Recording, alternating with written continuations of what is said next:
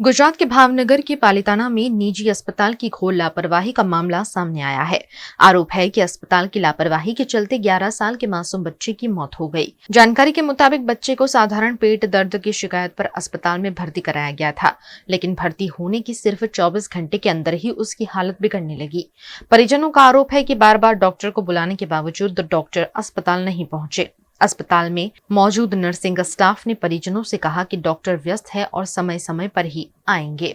आया मारा छोकरा दवा करेला उजळो टेशन तो राते 12 वागे गाड़ी नहीं पेटावी कि आमनो आम छे कि आया एमने केवुं तू नकर के मजा नहीं भावनगर लई जाओ तमे भावनगर लई जात आमा डॉक्टर नो कोई वाक नहीं नर्से एम कीधुं के भले मरी जाए अमे का तमारे घड़िया घड़िया नवरासी डॉक्टर ने बोलाई दीवी बहु अमरे अमे घणुं वेलुं कर्युं तो अमे पगे लागी कि आम मारा छोकराने हालत खराब थाती जाय छे बोलाई दो जल्दी नो बोलायो नर्स के भले मरी जाए डॉक्टर